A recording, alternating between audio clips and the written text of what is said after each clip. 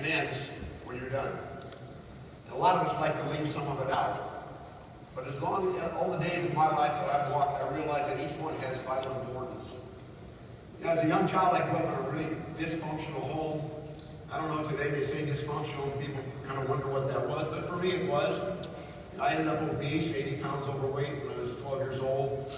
My mother was an alcoholic and drank for 30 years. My father left when I was 7 years old.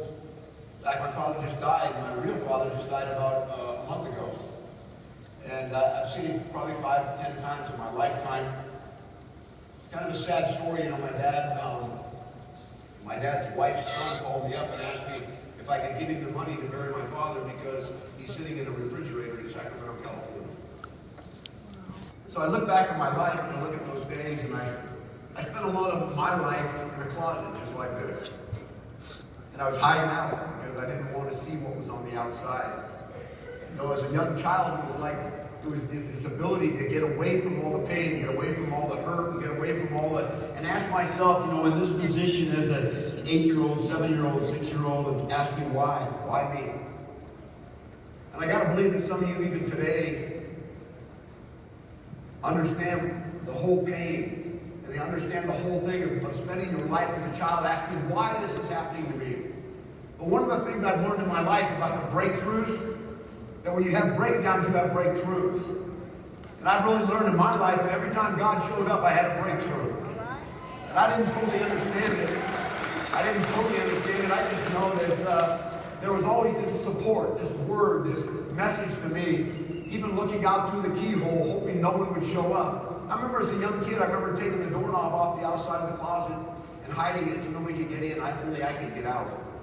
And I wonder how many of us today live inside this closet with the doorknobs on the inside and no one can get in. I think we spend a lot of our life hiding in that position from the pain of our lives and all the struggles and what you're going through right now. And one of the things I learned, what was easy for me to do, was blame my life for where I was.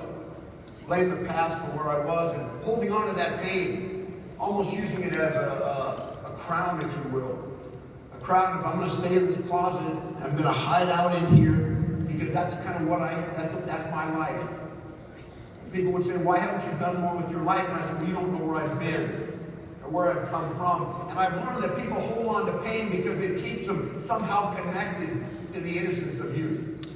I saw a movie recently, maybe some of you have seen it, it's called Heaven's for Real. Is Heaven for Real? Heaven is for Real. It's in theaters. And in it, the gentleman's talking to this woman whose son was killed in the war. And she said in this thing, it was such a profound statement, she said, I hold on to the pain because it's the only memory I still have. So that pain kept her connected to her son. I wonder how many of us today hold on to that pain so we can stay connected. Because we think if we release it, we no longer have that connection to family, to fathers, to mothers, to relationships. So many of us sit in these closets and we realize that there's no exit for us. That's the past.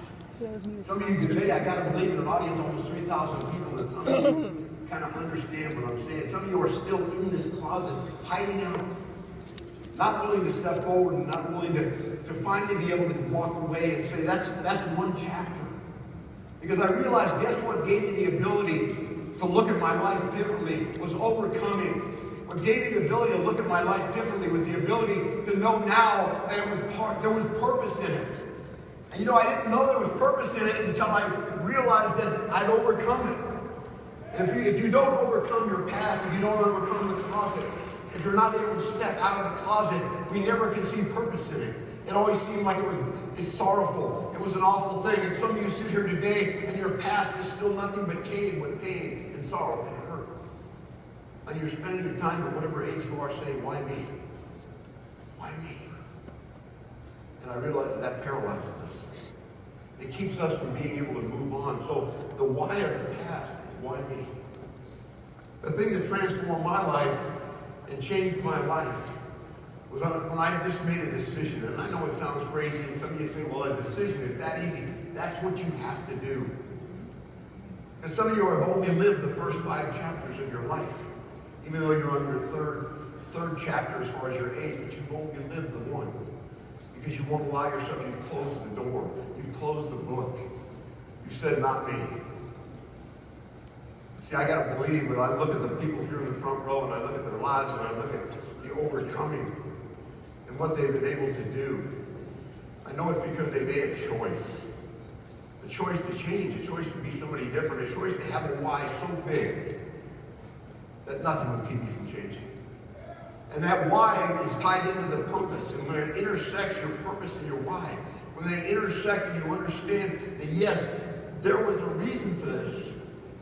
I didn't get it, I don't understand it, I didn't want to live there, but there was purpose in it. And now I can go out and I can do something because if I share my life with someone who's still there, it gives them hope that they can get out. And a lot of you sit here today and that's what you're doing. You come here and you go, I want a breakthrough, Greg. You know, the breakthrough is going to be, it's not just your training, the breakthrough is going to be what happens in your heart and your soul today. When you make a decision that that's it, I'm done. I'm done living here. I'm done living in that closet. I'm done just peering out and not stepping out into doing the things I need to do. I'm finished. I'm going to draw the line. I'm going to change my life. Because when I tell my story, when I share with you where I came from, you guys, your life, you won't believe it. And that's true about every one of us. We have stories from the day you're born. And it's either going to look back and regret, or you're going to look back and go through the struggle and be able to celebrate. You're going to make that decision this weekend. Because we can give you all the best training in the world. We can teach you all the things you need to know about the 5 and 5, and all the different things you're going to learn. But until you're ready for your breakthrough, until you decide that you're not going to leave this weekend without a different person driving home, a different person flying home. Someone says, I want to leave this company. I deserve to leave this company. See, that's the next one. The next one is, why not me? You need to ask yourself, why not me? Right? Why not me? You think this leadership, you think success, you think money is just for these people? There's a small select people and all of a sudden God says, oh, I've got great purpose for your life, but the rest are just hanging out. You're in an environment, in a culture that blows my mind.